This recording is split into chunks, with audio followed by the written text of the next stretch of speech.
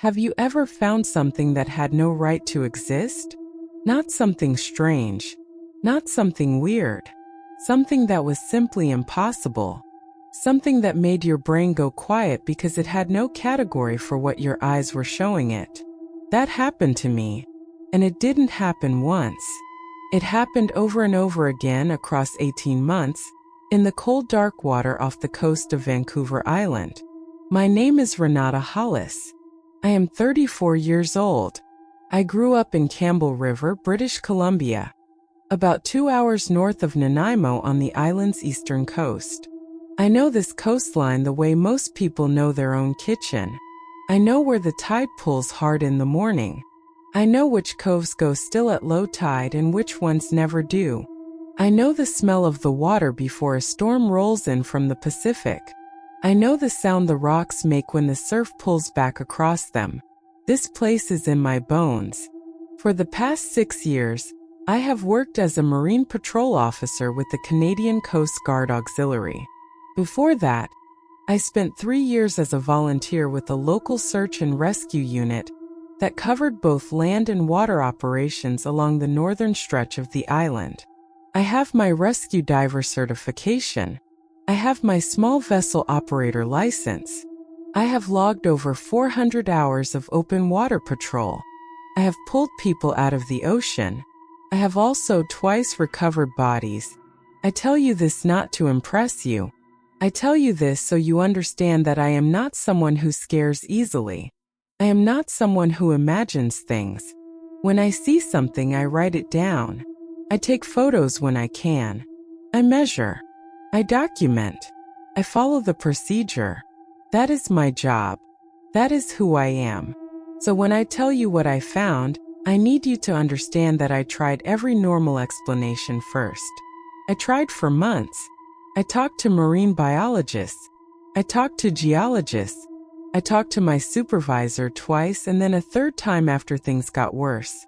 I researched. I read. I went back to the same spots again and again with better equipment and better lights and more documentation. None of it explained what was out there. What I found were cairns. Stone cairns. Stacked rocks, deliberately arranged, sitting on the seafloor in water that ranged from 40 to 90 feet deep. Not one. Not two. More than I could count by the end. Stacked in a way that is physically difficult to achieve on land, let alone underwater in cold Pacific water, on a seafloor covered in silt and current and darkness. And they were growing. I don't mean there were more of them each time I came back, though that was also true. I mean the individual stacks were getting taller. The arrangements were getting more complex. Something out there was building. And whatever it was, it did not want to be found. If you stay with me until the end of this, I will tell you everything. I will tell you about the rules our unit eventually put in place and what they were meant to prevent. I will tell you about the night I almost broke one of those rules. And I will tell you what my supervisor said to me after, very quietly, in a parking lot near the dock, in a voice I had never heard her use before. She said, "Renata, we don't look for the builder. We never look for the builder. I'm going to tell you why. But first, let me take you back to the beginning. Let me take you back to a cold Tuesday morning in late October, when I was running a routine patrol south of Seward Sound and my depth camera picked up something on the bottom that stopped me cold. Something that should not have been there. Something that, looking back now, was only the first one. It was a Tuesday, October 14th. I remember the date because I wrote it in my log 3 times that morning, which is not something I normally do. The sky was low and gray. It had been raining since the night before. A thin, steady rain that coats everything in a wet film and makes the water look like hammered metal. The kind of morning where you drink your coffee fast and you move through your checklist without thinking too much. Just routine. Just another patrol. I was running a solo check along a stretch of coastline south of Seward Sound, about 12 kilometers from the nearest boat launch. The area is remote. There are no marinas out there. No fish farms. No regular vessel traffic. Mostly just rock and old-growth forest dropping straight down to the water. Kelp beds close to shore. Deeper channels further out. It is beautiful in the way that wild places are beautiful. Cold and indifferent and completely unbothered by your presence. I had the drop camera with me that day. It is a simple piece of equipment. A small waterproof camera on a weighted line with a light attached. You lower it over the side of the vessel and watch the feed on a small monitor mounted near the helm. We use it mostly to check anchor points, look for debris hazards, or do a quick visual on the bottom in areas where we have had reported snags. Nothing fancy. Does the job. I was not planning to use it that morning. I deployed it almost by accident. I had stopped to log a position note near a rocky outcrop I had flagged the previous spring, a spot where an old fishing net had been snagged and partially recovered. I wanted to check if the remaining section had shifted, so I put the camera over the side and watched the monitor while the line fed down. The bottom came into view at around 52 feet. Silt and sand and broken rock. Some small crabs moving near the edge of the frame. A few scattered shells. Normal. Exactly what I expected. And then I moved the line slightly to the left, following the edge of the outcrop, and the light caught something that made me stop breathing for a second. It was a stack of rocks. Not a natural formation. Not a collapse or a ledge or a shelf of layered stone. A stack. Deliberate. Intentional. Flat rocks placed one on top of another in a way that I recognized immediately because I had built cairns myself on hiking trails on beaches. You know what a cairn looks like. It is one of the most human shapes in the world. This one was about 3 feet tall. It was sitting upright on the seafloor with no lean, no tilt, perfectly balanced. The rocks were smooth. They looked like the kind of flat shale you find along certain beach stretches. Not the rough broken granite that makes up most of the seafloor in that area. Someone had selected them. Someone had chosen each one deliberately. I stared at the monitor for a long time, probably 2 full minutes. I did not move. I just watched it sitting there in the light, this impossible tidy stack of rocks on the bottom of the ocean, 52 feet underwater, 12 kilometers from anywhere. My first thought was a diver. Someone had come out here and stacked rocks on the seafloor as some kind of art project or personal thing. It happens. People do strange things in the ocean. I had heard of underwater memorials before. Divers who place markers near spots where someone drowned, or where they had a meaningful experience. It was unusual this far out, in this depth, in water this cold and remote. But it was possible. I photographed the monitor with my phone. I noted the GPS coordinates. I wrote the depth, the date, the time, the visibility. I noted that the stack appeared stable and structurally deliberate. I flagged it as an anomaly for follow-up and moved on with my patrol. I did not think about it much for the rest of that day. By the time I was back at the dock, filling out my end-of-shift report, it had shrunk in my mind to a footnote. Unusual. Worth noting. Probably explainable. I filed it and went home. It was not until 3 weeks later that I went back to that same stretch of coastline. I was not specifically looking for the cairn. I was running a longer patrol route that took me past the same rocky outcrop, and I had my camera with me again, and I thought briefly that I would just check. Confirm it was still there, or confirm it had been knocked over by a current, which would have settled it in my mind. Rocks fall. Stacks topple. The ocean does not hold still. I put the camera over the side. I found the spot. The original stack was still there. Perfectly upright. Exactly as I had left it. Not shifted. Not leaning. But now there were 2 more beside it. They were shorter than the first. Maybe 18 inches each. But they were the same style. Same flat shale. Same careful placement. Same deliberate construction. They were spaced about 4 feet apart from each other and from the original almost evenly, like someone was measuring. I sat in my boat for a long time and looked at my monitor. The rain had stopped. The water was very still. There was no sound except the quiet knock of the hull against a small swell. 3 cairns. 52 feet down. In one of the most remote stretches of water on the east coast of Vancouver Island. I took photographs again. I updated my log entry. I wrote down everything I observed.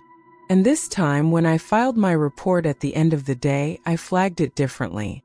I moved it out of the general anomaly category and put it under the header we use for things that require a second opinion. My supervisor at the time was a woman named Glenna Marsh. She had been with the auxiliary for 11 years. She had seen a lot of strange things on the water. She was not someone who got rattled. When she called me the next morning, her voice was careful in a way I had not heard before. She asked me to describe exactly what I had seen. So I did. Every detail. The depth. The location. The rock type. The spacing. The fact that there had been 1 and now there were 3. She was quiet for a moment after I finished. Then she asked me a question I did not expect. She said, "Renata, did you put your camera directly above the cairns? Did you hover over them?" I told her yes. I had moved the camera to get a better look. Another pause. "Don't do that again," she said. "Stay on the edge of the frame. Don't position yourself directly above them." I asked her why. She said she would explain when she saw me in person. She said to keep logging the coordinates. She said not to drive to the site. And then before she hung up, she said something that has stayed with me ever since. "You're not the first person to find one of these." Glenna drove up from Courtney 2 days later. She did not video call. She did not send an email. She came in person, which told me more than anything she had said on the phone. Glenna was not a person who made unnecessary trips. If she was driving 2 hours up the island to talk to me face to face, it meant the conversation was not one she wanted recorded. We met at a small diner near the marina in Sayward. It was early, not yet 7 in the morning. The place was nearly empty. A man in work boots sat at the counter with a coffee. A teenager wiped down tables near the window. Glenna picked a booth in the back corner and sat with her back to the wall, which I noticed because I had never seen her do that before. She looked tired. Not the kind of tiredness that comes from a bad night. The kind that sits behind a person's eyes and has been there for a while. She ordered coffee and did not touch it. She started by telling me that what I had found was not new. She said the first documented report from our region had come in about 9 years ago, filed by a patrol officer named Desmond who worked the northern stretch near Port McNeill. He had found a single cairn in roughly 30 feet of water near a kelp bed. He had noted it, filed it, and thought nothing of it. A month later he went back and found 7 more. He had tried to dive the site to investigate. Glenna stopped there. She wrapped her hands around her coffee mug and looked at the table. I asked what happened to Desmond. She said he finished his dive without incident. He photographed the cairns up close and came back up. But in the weeks after that, he started having trouble sleeping. He said he felt watched on every patrol. He said he kept seeing movement in his peripheral vision when he was on the water, just below the surface, something large and slow. He filed 3 reports about it. Each one was reviewed and noted. 6 months after he dived the site, he resigned from the unit. He moved to Ontario. Glenna said she had spoken to him once briefly, about 2 years after he left. She said he told her he did not go near open water anymore. Not even lakes. She was not telling me this to frighten me. She was telling me so I understood the weight of what she was about to say. She slid a folded piece of paper across the table. I opened it. It was a typed list. Single-spaced. There were 9 items on it. She told me these were the protocols that had been quietly put in place across several auxiliary units on the island over the past 6 years. They were not official policy. They were not written into any manual. They were passed down verbally between supervisors and written down only in private and shared only with officers who had encountered the cairns themselves. She said most people who patrolled the coast never found them at all. Some worked their whole careers without seeing a single one. But for those who did find them, the list existed. I read it slowly. The first rule was, do not position your vessel directly above a cairn site. Stay at least 20 feet to the side when using a drop camera. The reason given was simply, unknown response to overhead presence. The second rule was, do not dive at a cairn site, under any circumstances. Not for investigation, not for recovery, not for documentation. If an object or a person was reported lost in a confirmed cairn area, you redirected the search. You documented the reason as a hazard obstruction and you moved on. The reason given was, diver proximity has preceded adverse outcomes in all recorded cases. The third rule was, do not touch a cairn if you encountered one during a surface operation. Do not reach into the water near one. Do not disturb the arrangement in any way. The fourth rule was, if a cairn site expanded between visits, meaning if new cairns had appeared, you were to increase your lateral distance on all future passes. You did not get closer to observe the growth. You moved further away. The fifth rule was, do not photograph a cairn site using a flash or artificial light aimed directly downward into the water above the site.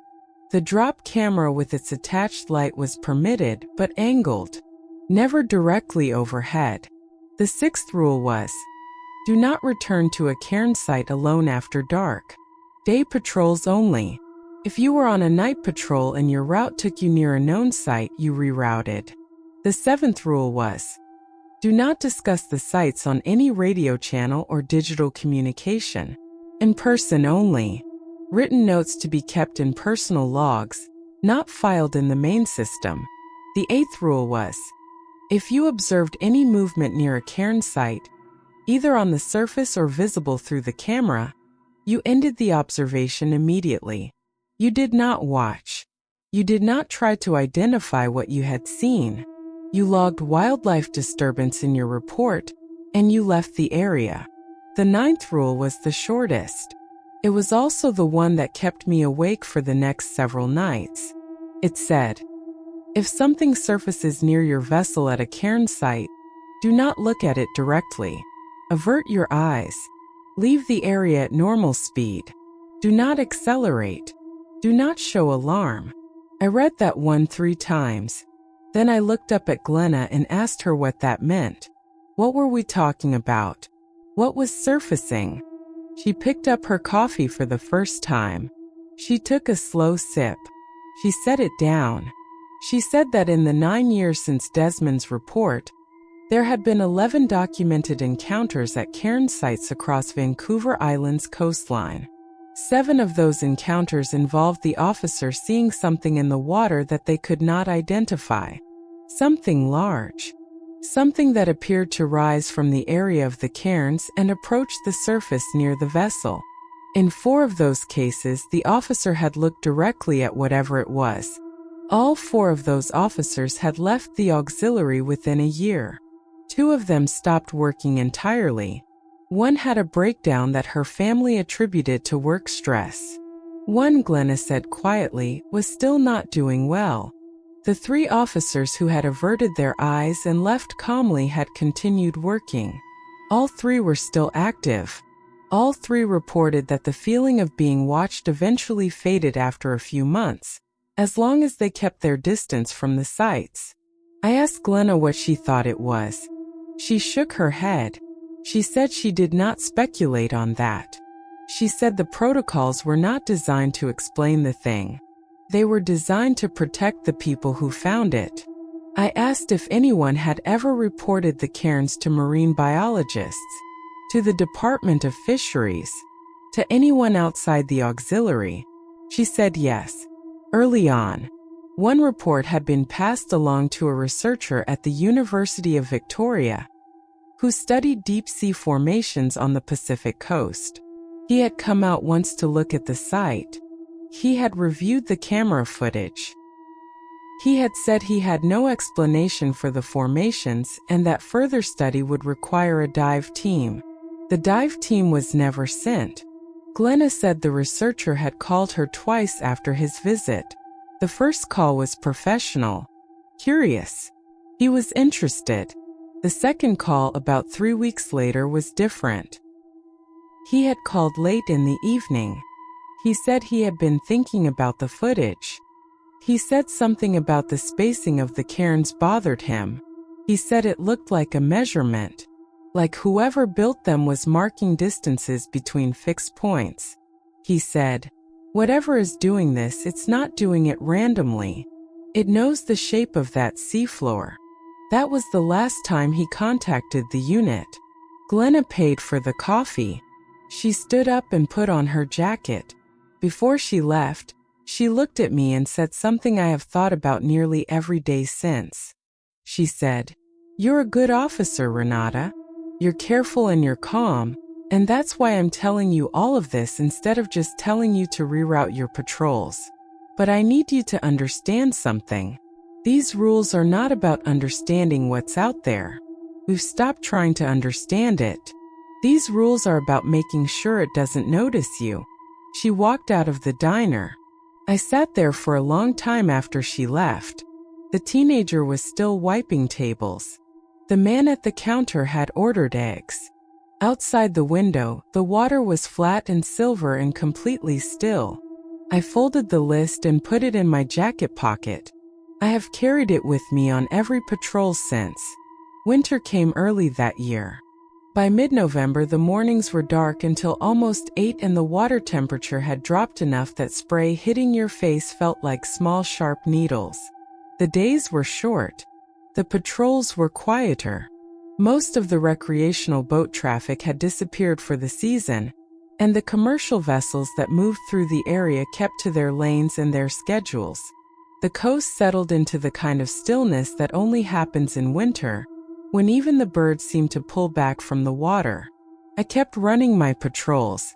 I kept logging my coordinates. And I kept finding cairns. Not always at the original site south of Seward Sound. That was the thing that started to shift my understanding of what I was dealing with. In the first weeks after my conversation with Glenna, I had assumed the cairns were a fixed phenomenon. One location. One cluster. Strange and unexplained but contained. Something that existed in one specific place on the seafloor and stayed there. That assumption did not survive the winter.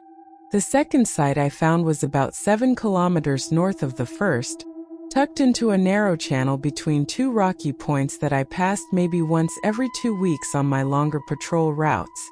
I found it on a gray afternoon in late November. I had not been planning to drop the camera. I stopped because I thought I saw debris in the water, a dark shape just below the surface that I wanted to log.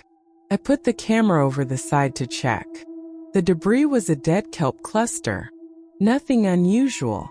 But when I swept the camera slowly along the bottom to check for any other hazards, I caught the edge of a formation in the far corner of the frame. I did not move the camera closer. I remembered the first rule. I kept my angle and I adjusted my position slowly, moving the vessel sideways until I could see the formation without being directly above it. There were 6 cairns. They were arranged in 2 rows of 3. The stacks were taller than the ones at the first site, some of them close to 4 feet, and the rocks looked different, darker, almost black, smoother than the shale I had seen before. They had been placed on a flat section of seafloor between 2 larger boulders, and the arrangement looked deliberate in a way that went beyond simple stacking. The rows were even. The spacing between each cairn in the row was identical, or close enough to identical that I could not see a difference on the monitor. I took my photographs. I logged my coordinates. I noted the depth, which was 61 feet. I noted the rock color and the formation style. I noted that this site appeared more advanced than the first one, meaning the cairns were taller and the arrangement was more structured. Then I left. Slowly, calmly, the way Glenna had told me to. That night I called her and described what I had found. She was quiet while I talked. When I finished, she asked if I had been directly overhead at any point. I told her no. She said good. She asked me to email her the coordinates and she would add them to the private log she maintained for known sites. I asked her how many sites were currently on that log. She said, as of that night, 23 along the eastern coast of the island. 23. I had been patrolling this water for 6 years and I had found 2 sites in 2 months. Others had been finding them for 9 years. 23 known locations, all quietly logged, all quietly rerouted around, none of them ever formally investigated. I asked her if the number was growing. She said yes. Slowly but consistently. Every year there were more. I did not sleep well that night. Through December and into January I found 2 more sites. One was in a shallow bay I had patrolled dozens of times without ever dropping my camera. The cairns there were small, only 6 inches to a foot tall, but there were many of them. I stopped counting at 30. They covered a wide area of the seafloor in that bay, low and clustered, and from above on the monitor they looked almost like a pattern, like something drawn on the ocean floor and then rendered in stone. The other new site was different from all the ones I had seen before. It was in deeper water, close to 90 feet, in an area I did not visit often because it was far from my usual route. I had gone there as part of a survey pass after a small vessel reported a navigation hazard in the vicinity. The hazard turned out to be a partially submerged log. Standard. Easy to document and flag. But when I checked the surrounding area with the camera, I found a single cairn. Just one. Standing alone on the seafloor in 90 feet of dark water. No others nearby. It was the tallest single stack I had seen. I estimated it at close to 6 feet based on the scale reference of the seafloor features around it. 6 feet of flat, carefully selected rock, stacked perfectly upright, standing alone in the dark at the bottom of the ocean. I stared at it for a long time. There was something about the solitary ones that disturbed me more than the clusters. The clusters felt like activity, like a process, but a single tall cairn standing alone in deep water felt like something else. Felt like a marker, like something placed to be found, or placed to be seen from below. I left that thought alone for as long as I could, but it came back to me. In February, I returned to the original site south of Seward Sound. I had been keeping my distance on every pass, staying to the side, keeping my camera angled. But I had been tracking the site visually for 4 months now, and I wanted to update my count and my measurements from a safe angle. What I found made me sit down on the deck of my boat with my back against the hull and my hands in my lap. The original 3 cairns were still there. But they were no longer alone. The site had grown considerably. I counted at least 18 individual stacks visible in the camera frame, and I knew the frame was not showing me the full extent of the site. The cairns ranged in height from about 1 foot to what appeared to be close to 5 feet. They were spread across an area of seafloor that I estimated at roughly 40 feet in diameter. But it was not the number that got to me. It was the arrangement. The cairns were no longer in simple rows or clusters. They were arranged in a shape, a pattern that I could see clearly when I held my camera at the right angle. It took me a moment to understand what I was looking at. My brain kept trying to find a random interpretation because the alternative was too precise. They were arranged in a series of concentric arcs, like the rings of a target, or like the ripples that spread out from a single point when you drop something into still water. And in the center of those arcs, at the exact point from which they all seemed to radiate, There was no cairn. There was just a clear space of bare seafloor. An empty center. Rings spreading outward from nothing. I thought about the researcher from the University of Victoria. What he had said on that second phone call.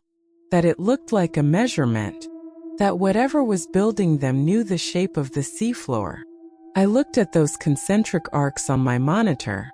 I thought about distance and geometry.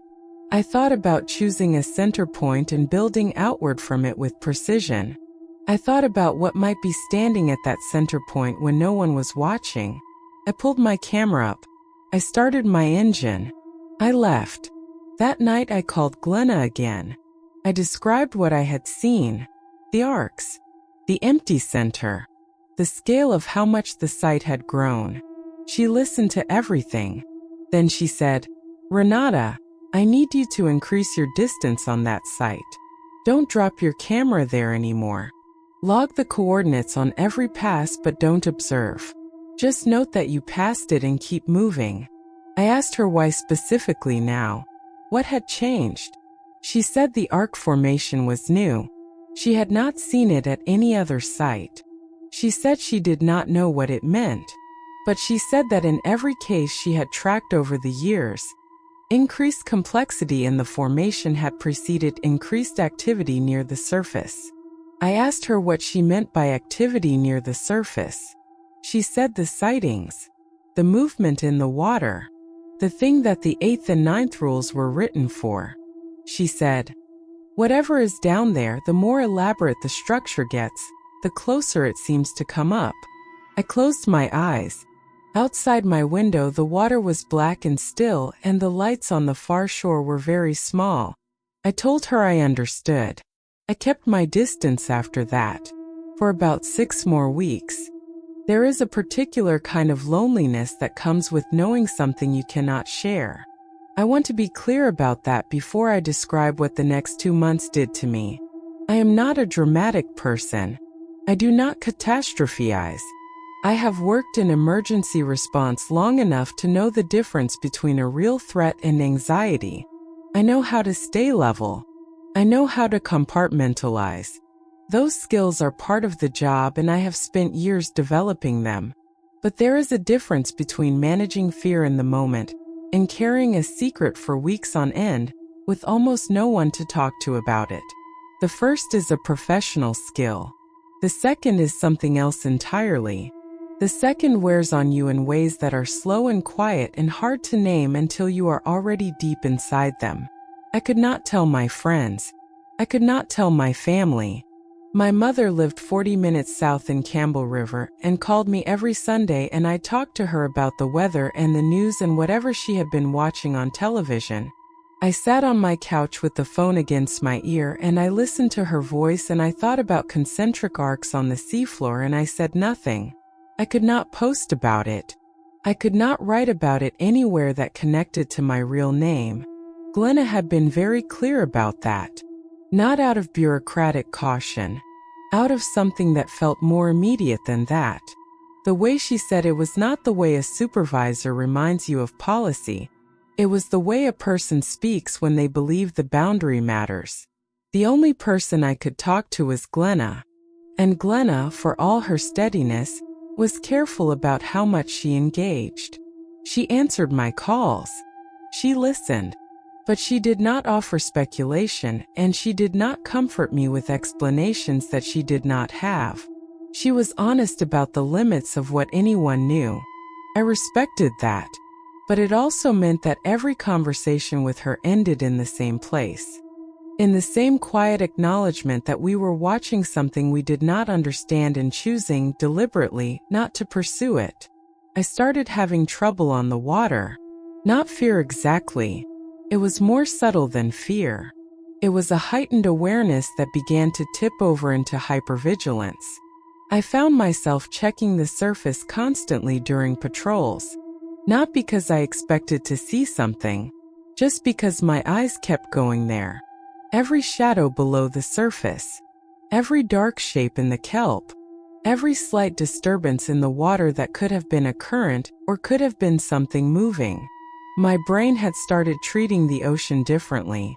It had stopped seeing it as a familiar environment and started seeing it as a space that contained things I could not fully account for. That shift is exhausting. You do not notice how much energy your brain uses to make the world feel predictable until the predictability breaks. Every patrol was longer in my mind than it was in reality. I would come off the water after 4 hours feeling like I had been out for 8. I was sleeping badly. Not nightmares, nothing so dramatic. Just shallow sleep that did not rest me. I would wake at 3 or 4 in the morning and lie in the dark and think about the empty center of those arcs. About what stood there when the water was still and dark and no one was watching. I want to tell you something about that empty center specifically because it stayed with me in a way that the cairns themselves did not. I have thought about it a great deal and I think I understand now why it affected me the way it did. A cairn is a built thing. It is evidence of something. It implies a maker, but the maker is absent from it. When you look at a cairn, you are looking at a record, a trace. It is unsettling, but there is distance built into it. The empty center was different. The empty center was not a record. It was a place. A specific point on the seafloor that something had chosen and cleared and built around. It was not evidence of a maker. It was a location for a maker. A spot that something returned to, stood in, occupied. That distinction burrowed into me and stayed. By late February, I had started doing something I am not proud of. I had started going over my patrol logs at night and mapping the known cairn sites against each other. I had the coordinates of both sites I had found and the general area descriptions of several others from conversations with Glenna. I was not supposed to be logging any of this digitally, but I was doing it in a private notebook, hand-drawn, just the rough shapes of the coastline and the marked points. I told myself I was trying to find a pattern, a distribution, some organizing logic that might tell me something useful. That was the professional framing I gave myself. The honest framing was simpler. I was trying to understand. I could not stop trying to understand. The not knowing had gotten under my skin in a way that the rules could not fully address because the rules were about behavior. They said nothing about what to do with the space inside your head where the questions lived. What I found in my mapping did not help. The sites were not random, but they were not obviously organized either. They did not follow the shoreline in a simple line. They did not cluster in one area. They were spread along roughly 80 kilometers of coastline in a distribution that felt deliberate without being obvious. If there was a pattern to the placement, I could not see it from my partial information. I needed more coordinates than I had. I called Glenna in early March. I told her what I had been doing. I told her about the notebook and the rough maps. I expected her to be concerned. I expected the kind of careful redirect she had used before when I pushed too hard. Instead, she was quiet for a long moment and then she said, "You're not the first one to try that." I asked her what she meant. She said that over the years, several officers who had encountered the cairns had done the same thing. Tried to map the distribution. I tried to find the logic. She said one officer, a man named Callum who had patrolled the southern stretch near Nanaimo, had spent almost 4 months on it. He had gotten coordinates from Glenna and from 2 other supervisors. He had built a detailed map with actual measurements. I asked what he found. Glenna said he had found something. She said he called her when he worked it out and he was very calm on the phone. Very deliberate. He described what the map showed and she had written it down and she had not shared it with anyone since because she was not sure sharing it was a good idea. I asked her to share it with me. She said she would think about it. 3 days later she called me back. She said she had decided not to tell me what Callum's map showed. She said she had spoken to Callum himself before making that decision. She said Callum had agreed with her. He had said, and she quoted him exactly, "Knowing the pattern didn't help me, just made the not knowing worse. It gave me a bigger question instead of an answer." I asked if Callum was still working. Glenna said yes. He was still active. He was one of the ones who had averted his eyes and left calmly and recovered. But she said he had told her that the map still bothered him, that some knowledge sits in you differently than other knowledge, that it changes the way you see the thing you're looking at. I sat with that for a long time after we hung up. I put my notebook in a drawer. I did not open it again for almost 3 weeks, but the questions did not go into the drawer with it. They stayed with me on every patrol. They were there when I watched the surface. They were there when the water went very still in the channel between the rocky points near the second site. They were there at night when the sleep did not come and I lay in the dark and listened to the wind off the water. And then, on a Thursday morning in late March, on a routine patrol in conditions I had handled 100 times before, something happened that made all of the rules feel very small. It was a Thursday, March 27th.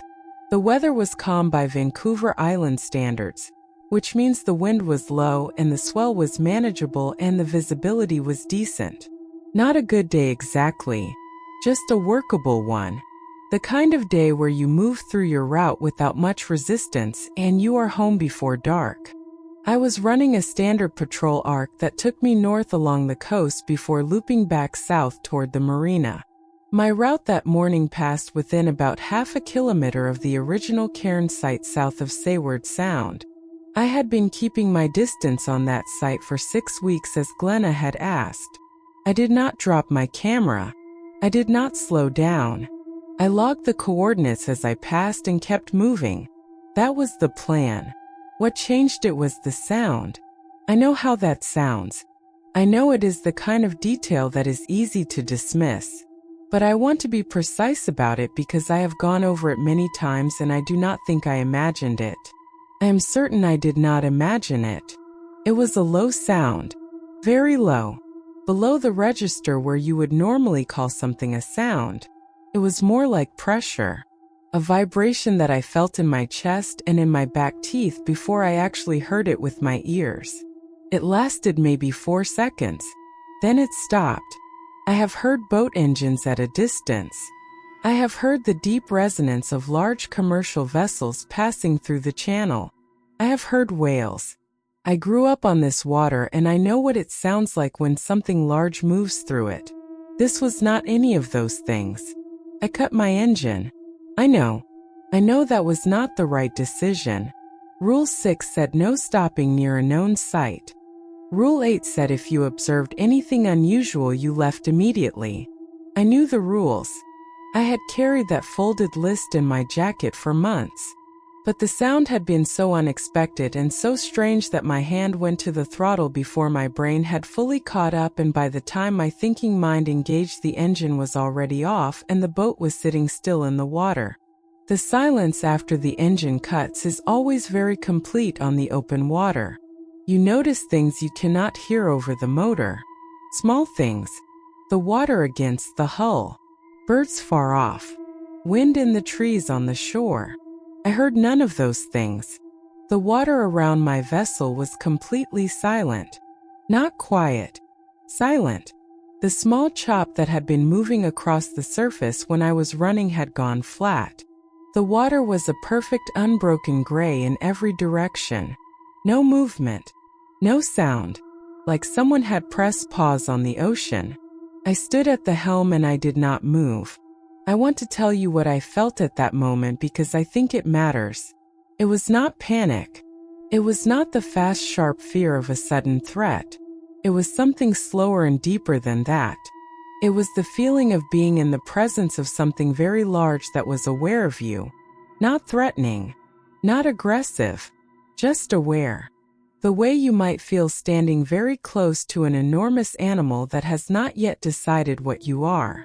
The water beside my vessel moved. Not a wave. Not a current.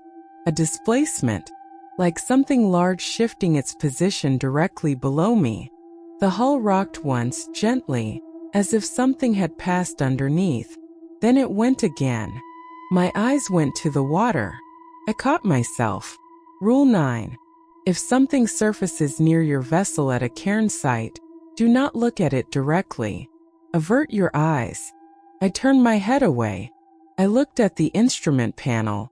I fixed my eyes on the depth gauge and I kept them there. My hands were shaking. I could feel my pulse in my throat. The water moved again. Closer this time. The hull rocked a second time, less gently. Whatever was below me was very close to the surface now. I could feel the displacement in the boat. I could feel the weight of something large directly beneath where I was standing. I did not look. I reached for the ignition with my eyes still on the instrument panel. My hand found it on the second try. I turned the key. The engine caught. I did not accelerate hard. I remembered what the rules said. Normal speed. Do not show alarm. I pushed the throttle forward slowly. Steady. Even. The boat began to move. The water beside my vessel broke the surface. I know this because I heard it. A sound like a slow exhalation. Like something releasing pressure. A displacement of water that I felt as a change in the rocking of the hull beneath my feet. Something had come up. Something was at the surface right beside me, within a few feet of the side of my boat. I kept my eyes forward. I kept my speed even. I looked at the horizon and I held it there like a fixed point and I did not move my gaze. I motored away from that sight at a steady pace for almost 10 minutes before I allowed myself to speed up. And when I finally increased the throttle and put distance between myself and that stretch of water, I realized I had been holding my breath for so long that my vision had started to go gray at the edges. I pulled into a small cove about 3 kilometers north and I sat down on the deck and I put my hands on my knees and I breathed. I stayed there for 20 minutes. I did not take out my camera. I did not log anything. I just breathed and waited for my hands to stop shaking. When I got back to the marina, I sat in my truck for a long time before I went inside. That night I called Glenna. I told her everything. The sound. The engine. The displacement. The surface breaks. The fact that I had stopped when I should not have stopped. I told her all of it without leaving anything out. She listened to the whole thing without interrupting. When I finished, she asked me one question. Just one. Did you look? I told her no. She let out a long, slow breath. Then she said, "Okay. You're okay." She said it the way you say something when you genuinely were not sure until just that moment whether it was going to be true. We stayed on the phone without talking for a little while. I listened to the static on the line. Outside my window, the water was dark and the lights on the far shore were reflected in it in long broken lines. Glenna spoke first. She said that what I had described matched 2 other accounts she had in her private log. Both from officers who had stopped near active sites. Both from people who had kept their eyes away and left at normal speed. I asked her what had happened to the officers who had not kept their eyes away. She said that was not a useful question for me to sit with right now. I told her I understood. She told me to take 3 days off the water. She said it was not a punishment and it was not an official order. She said it was just what she would want for herself if she were me right now. It took 3 days. I stayed home. I did not go near the water.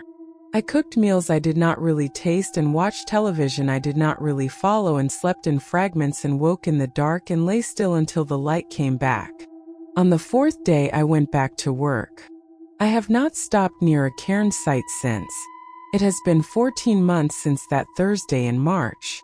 I still patrol the same coastline. I still run the same routes. I still pass within half a kilometer of the original site south of Seward Sound 2 or 3 times a week, depending on the schedule. I log the coordinates every time. I do not slow down. I do not drop the camera. I keep my eyes on the horizon and I keep my speed steady and I move through that stretch of water the way you move through a room where something happened that you do not want to think about too hard. I have gotten better at that, at the moving through, but I want to be honest with you about what better means in this context. It does not mean resolved. It does not mean explained. It does not mean that the questions have gone quiet or that the thing I felt on that boat that morning has faded into something small and manageable. Better means that I have found a way to carry it without it spilling over into everything else. That is a different thing. A much smaller thing than I would have wished for when this started. I think about what I know. I try to be precise about it the way I was trained to be precise. Not what I suspect. Not what I fear. What I actually know. I know that there are at least 23 documented cairn sites along the eastern coast of Vancouver Island. I know that the sites are growing in number and in complexity. I know that the formations show evidence of deliberate construction, careful selection of materials, and geometric precision that increases over time. I know that at least one site has developed a formation so organized and so intentional that a researcher with a relevant academic background had no explanation for it and stopped returning calls after his second contact with our unit. I know that 11 officers across several auxiliary units have had encounters at these sites over 9 years. I know that the officers who followed the protocols recovered. I know that the ones who did not follow them did not recover in the same way. I know that something came to the surface beside my boat on a calm Thursday morning in late March. I know that it was large. I know that it was close. I know that I did not look at it. I do not know what it is. I have sat with that not knowing for 14 months, and I can tell you that it does not get easier in the way that most hard things get easier with time. Most hard things soften. The edges round off. You build a kind of scar tissue around them, and eventually the scar tissue is thick enough that you can press on it without flinching. This has not done that. The not knowing stays sharp. It stays present. Not overwhelming, not debilitating, but there. Like a sound at the edge of your hearing that you can never quite locate. I have thought a great deal about the cairns themselves, about what they mean, about why something would build them. The honest answer is that I do not know, and I am not sure I am equipped to know. The framework I have for understanding the world is a human framework. It is built on human logic and human purpose and human ways of marking space and time and significance. When I try to apply that framework to what is happening on the floor of that ocean, it keeps failing. It keeps producing explanations that feel too small, too neat, too shaped by the limits of what I am. I have thought about the concentric arcs at the original site. The rings spread outward from that empty center. I have thought about what it means to mark a center point, to build outward from it in perfect expanding rings, to return to it, to stand in it. I have thought about the fact that the formations keep growing, that the sites keep multiplying, that whatever is doing this has been doing it for at least 9 years that we know of, and almost certainly longer than that, and it has not stopped. It has not finished. It is still building. What does something build toward? I do not let myself follow that question all the way to its end. I made that choice consciously sometime around the 6th month, and I have kept it. There are questions you can hold at arm's length and questions you have to put down entirely. That one I have put down. What I have not put down is the memory of that sound. The low vibration I felt in my chest before I heard it with my ears. I have researched infrasound since then. The low-frequency sounds that large marine animals produce. Whales in particular. The calls that travel hundreds of kilometers through deep water. The frequencies are so low that humans feel them before they register them as sound. Some of that research was interesting. Some of it explained nothing. What I kept coming back to was a detail I found in a paper about cetacean communication. It said that certain low-frequency sounds produced by large whales have been recorded near underwater geological formations, near ridges and seamounts and areas of complex bottom topography. The paper's authors theorized that the animals might be using the formations as acoustic landmarks, as points of reference in a dark and featureless environment. I read that and I thought about the cairns, about something moving through dark water and using built structures as landmarks. about the arc formations and their precise geometry, about the empty center that something returned to, about the difference between a landmark and a home. I closed the paper and I did not read any more research after that. Glenna retired from the auxiliary 8 months ago. She moved to the interior, to a small town near Kamloops that is about as far from the ocean as you can get while still staying in British Columbia. I spoke to her 2 weeks before she left. She seemed lighter than I had seen her in a long time. Not happy exactly, but unburdened. Like she had set something down and was finally feeling the relief of empty hands. I asked her in that last conversation if she thought it would ever be understood, if anyone would ever actually know what was building those cairns. She thought about it for a moment. Then she said she thought understanding it was probably not the right goal. She said the ocean is full of things we have not understood and will not understand in our lifetimes. She said the question of whether we understand something and the question of whether we can live alongside it are two separate questions. She said we had answered the second one. We could live alongside it. We just had to keep our distance and keep our eyes forward and let it do what it was doing without trying to make it into something we could name. I asked her if she ever missed the water. She said no. She said it without hesitation and without any particular emotion. Just no. Clean and complete. I have thought about that answer many times since. About what it means to love something your whole life, and then be able to say no without grief when someone asks if you miss it. I think I understand it now in a way I did not when she said it.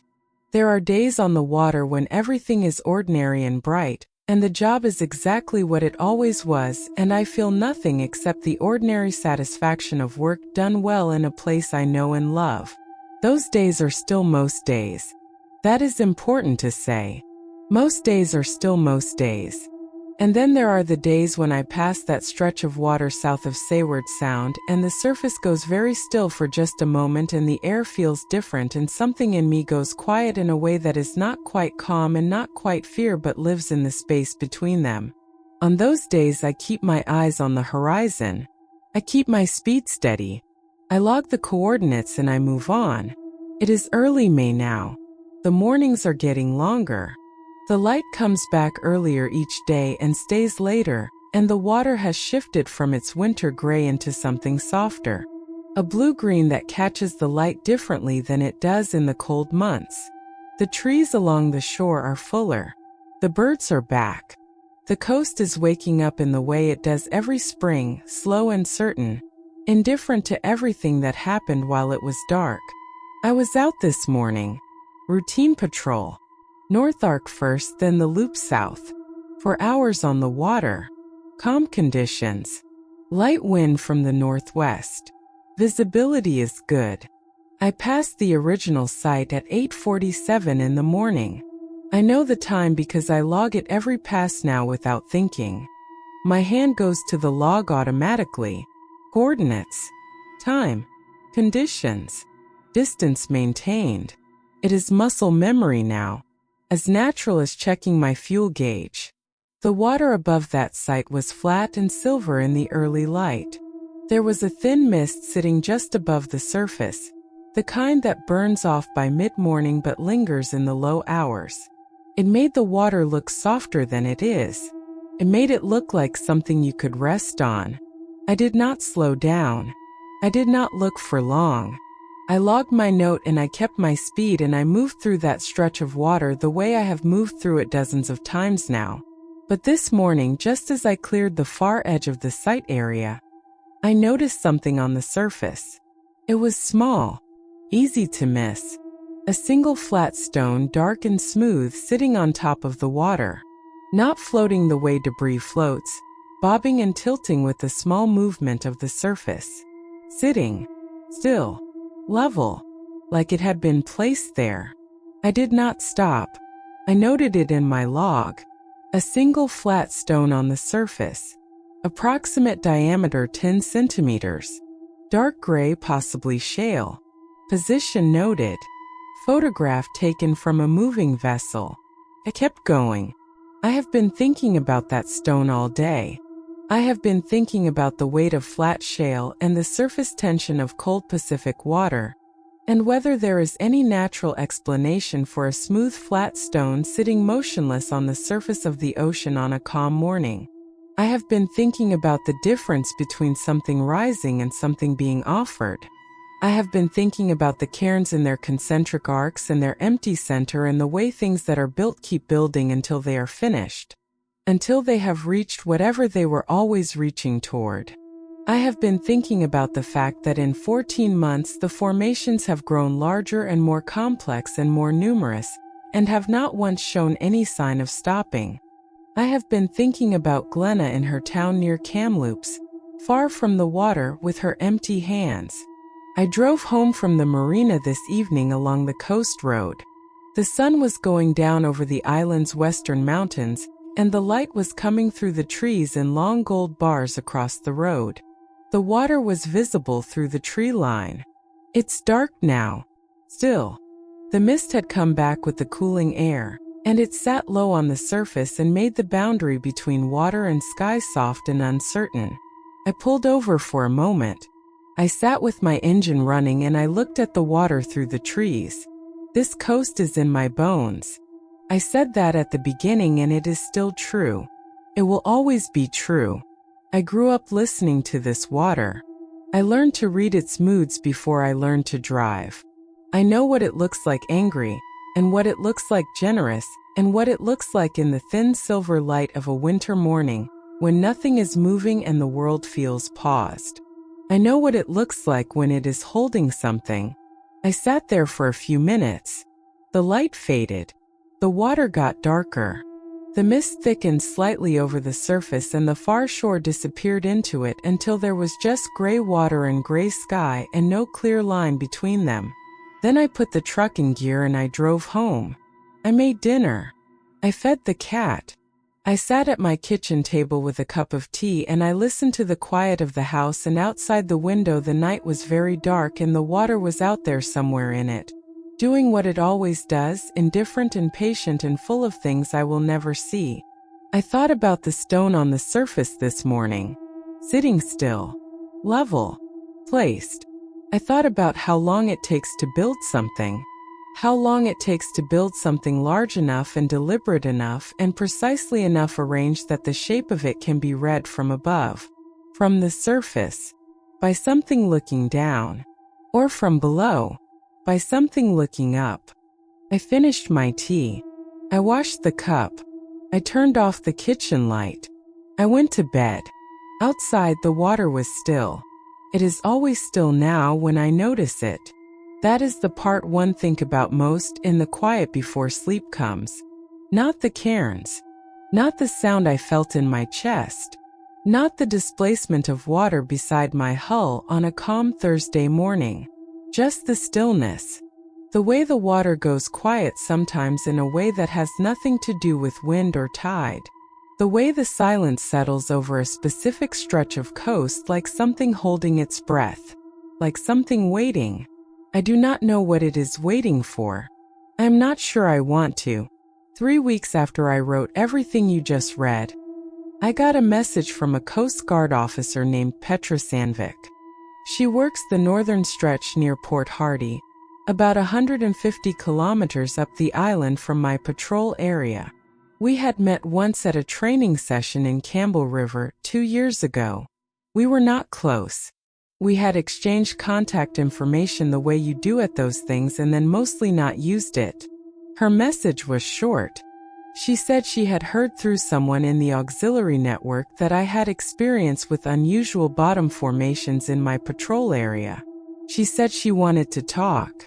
She said it was not urgent, but it was important. I called her the next evening. She answered on the first ring. She told me she had found something 3 weeks earlier during a routine patrol north of Port Hardy in a deep channel that sees very little traffic.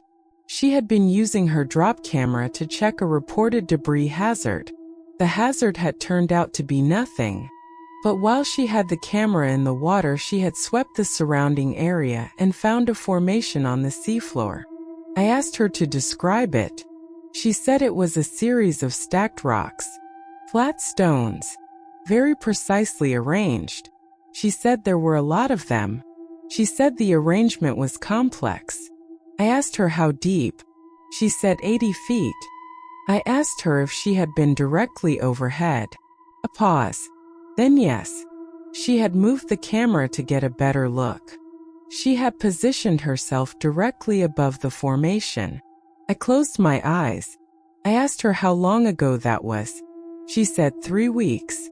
I asked her what had happened since. She was quiet for a moment. Then she said she had been having trouble sleeping. She said she kept feeling watched on the water. She said twice in the past week she had seen something moving below the surface near her vessel. Large and slow. She said she did not know what it was. She said she had not told her supervisor because she did not know how to describe it without sounding like she was losing her mind. I told her she was not losing her mind. I told her I needed her to write down everything she had seen and the exact coordinates of the site. I told her I was going to call someone who could help her understand what she was dealing with and what she needed to do next. She asked me if it was going to be okay. I thought about Glenna's voice on the phone the night I described what happened on the water, the way she had asked if I looked, the relief in her breath when I said no. I thought about the officers who had followed the protocols and recovered. I thought about the ones who had not. I told Petra that it depended on what she did next. I told her the most important thing was that she not go back to that site. Not alone. Not at all until she had spoken to someone who knew the protocols. She asked me what protocols. I told her I would explain everything. I called Glenna that same night. It was late. She answered anyway. I told her about Petra. I told her the location and the depth and the fact that Petra had been directly overhead. Glenna was quiet for a long moment. Then she said, "How far north of Port Hardy?" I gave her the coordinates Petra had sent me. Another silence. Longer this time. I asked her what was wrong. She said that area was new. She said she had no prior reports from that stretch of coast. No known sites within 40 kilometers of those coordinates. I understood what that meant before she said it. The sites were spreading north. I asked her how fast. She said she did not know. She said she would need to check with the other supervisors who maintained private logs for their regions. She said it would take a few days to get a full picture. I asked her if she was going to come back. If this was enough to bring her back to the coast. She said no. She said she was sorry but no. I told her I understood. We made a plan for how to reach Petra. How to bring her into the network of officers who knew the protocols. How to help her get distance from the site and manage what she was already feeling before it went further. After we hung up, I sat at my kitchen table for a long time. I thought about a map. Not the one I had made and put in a drawer. A larger one. The whole island. The whole coast. 23 known sites on the eastern stretch alone. Now a new one near Port Hardy, further north than any previously recorded. The formations are growing more complex. The sites are growing more numerous. The geography of it expanded slowly and steadily in one direction. I thought about what spreads northward along a coastline. I thought about what it means when something that has been building for years begins to build in new places. I thought about the stone on the surface that morning 3 weeks ago, sitting still, level, placed. I did not sleep well that night. In the morning, I got up before the light. I made coffee. I stood at my kitchen window and watched the darkness over the water slowly turn gray, and then pale, and then the first thin color of sunrise came over the mountains to the east, and the water caught it and held it the way the water always does. It is still beautiful. I want you to know that. After everything I have told you, after everything I have carried and everything I have seen, the water is still beautiful in the morning. That has not changed. I do not think it will. I finished my coffee. I put on my jacket. I found my keys. I went to work. The coordinates are still out there. The cairns are still growing. The sites are still spreading. And somewhere along this coast, right now, on a seafloor that almost no one ever sees, in water that is dark and cold and very deep, something is still building. We do not know what it is building toward. We do not know when it will be finished. We only know that it has not stopped. And we know that it is closer to the surface than it used to be.